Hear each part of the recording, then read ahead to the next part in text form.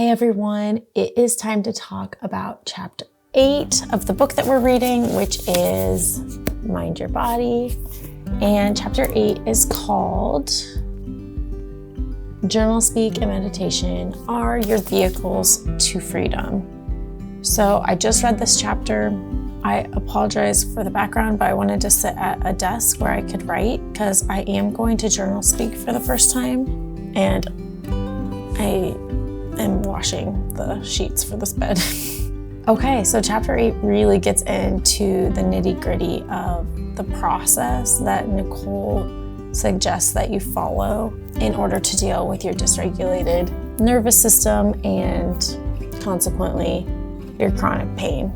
There's 3 components. The first part is journaling. She calls it JournalSpeak. The second part is meditation. And she says to journal for 20 minutes and to meditate for 10. So it's a 30-minute practice. And then the third component is to throw away your journaling. So whether you do it physically on paper or you do it digitally, you're going to delete it at the end. So I have a notebook here. That's how I'm going to JournalSpeak, at least for today. I don't know what my routine will become. But I wanted to go ahead and do that to start with and see how I like it. So going into the journaling component, you might be asking yourself, as I was, like, what the heck am I gonna write about?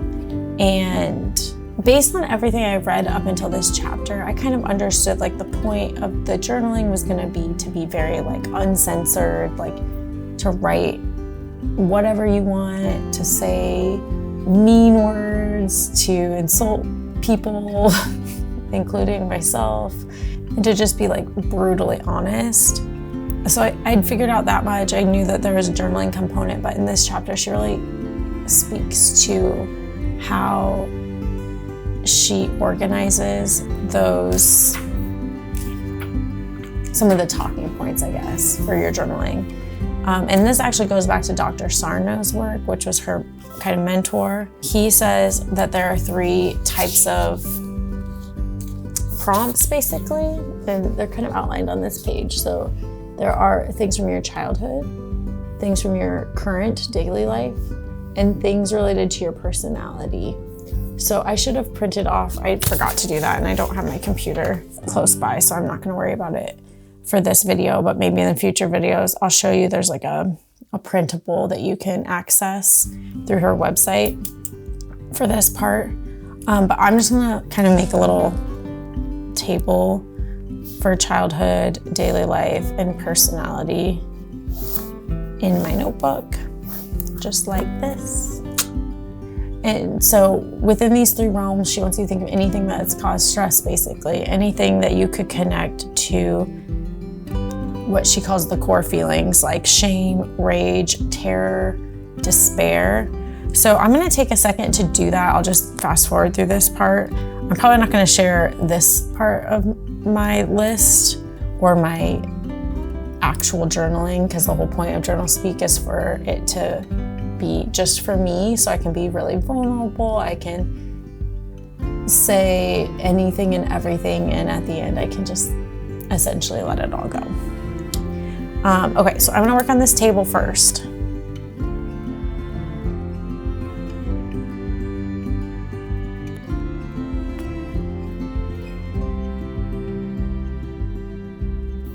Okay, I just finished my list, I guess, of topics that I might want to delve into moving forward with my JournalSpeak. I don't know what else quite to call this list. I don't know if she exactly had a name for it, but I wrote down a few things from my childhood, a few things from my daily life, quite a few things from my daily life, and a few things about my personality. So the next thing is to set a timer, and I'm gonna do 20 minutes of JournalSpeak and 10 minutes of meditation. I'm not like nervous about this. I'm not sure what I'm gonna choose to write about this first time, but I'm curious to see how this goes. I've not done a lot of mindfulness, like meditating and stuff like that in the past, because I am like very much a productivity-minded person, efficiency-minded person. It is hard for me to slow down. So that's the part I think will be hardest, that I'm gonna just like keep looking at the clock basically, but we'll give it a try.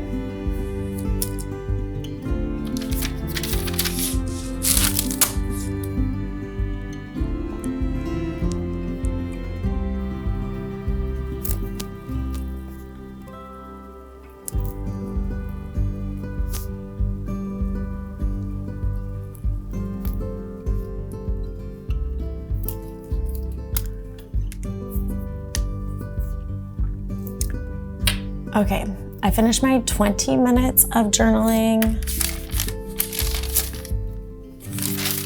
I wrote 6 straight pages in my like mini notebook. Honestly, on a topic I didn't expect. It's kind of something from my past, like college age. I thought I'd choose something that's like a current stressor in my life. But when I was making the list at the beginning, something kind of stuck out to me as something I wanted to process, so I just went with that. She says in the book that the only way to do this wrong is to not do it, so I'm just going for it. So now I'm immediately supposed to do 10 minutes of meditation. I have no idea what that's going to look like.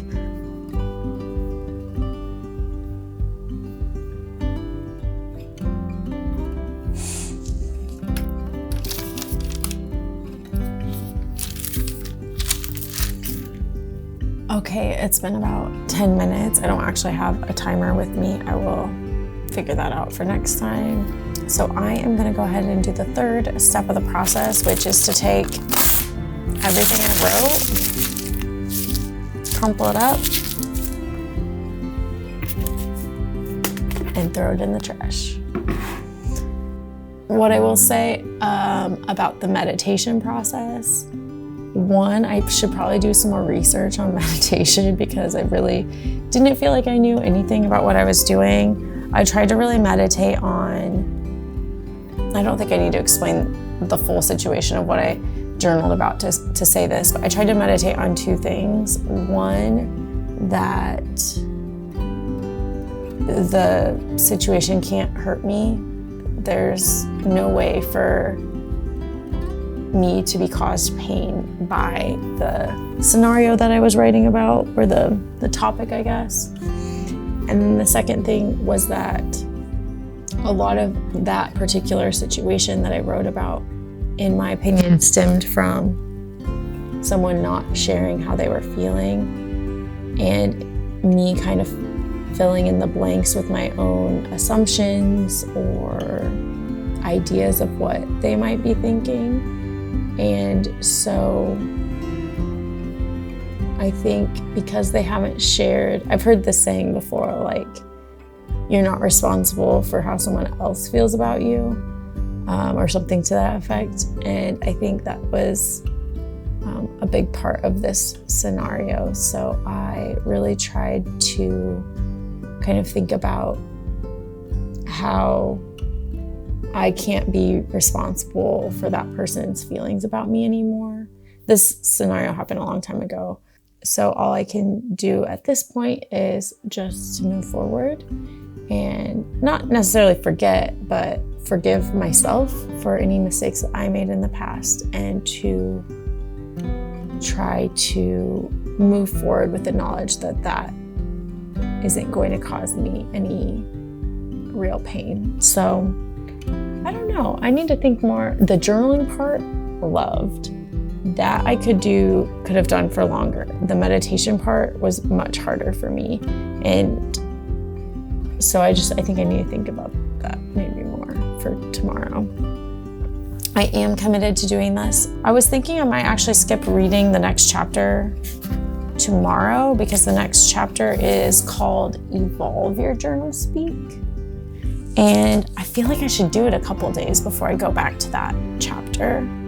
So I might do that. I might go ahead and take a few days just to do the process. Today's Sunday. Maybe like on Wednesday, come back to chapter 9 and see if I can, as chapter 9 is called, Evolve Your JournalSpeak, see if I can evolve and grow into it a bit more. But right now, I feel like I should do a couple more days of just what comes naturally before and explore a few different types of topics. Like I said, I kind of tonight focus on something that happened a long time ago. So maybe next time I'm going to focus on like something in my daily life, hit on a couple of different topics and see how that feels. I'm not sure. So before I go, I do want to talk about the end of chapter 8. Okay, so chapter 8 does have this piece called The Mind Science of JournalSpeak. It's a little bit different than anything else in the book so far. I will say it didn't really resonate with me that much, but the story at the end of this chapter is really interesting. So the person recounting their journey with mind-body is actually an NBA player, and he had like 3 back surgeries, I think mostly when he was in college, and he's still really young. He plays for the Denver Nuggets. I don't know who this is. I'm not a sports person, but his back problems are getting worse and worse and worse. And apparently he had read the book by Dr. Sarno called Healing Back Pain, like previously, and then was having more issues, and he decided to kind of return to that idea, and that's when he found Nicole's work and ended up working with her directly. It just reminded me how you need to be in the right place in your journey to like jump into this work, I think. I had already mentioned this in previous videos, but I just feel like I was not ready for this until I was ready for it, I guess. So it's just been really interesting that so many things have happened in the last couple weeks that kind of led me to this specific point in my first night of journaling.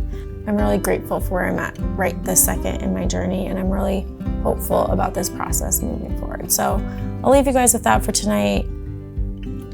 We will see you guys maybe tomorrow, maybe not till Wednesday, I'm not sure yet, but I will definitely check in with you the next time it makes sense. Bye.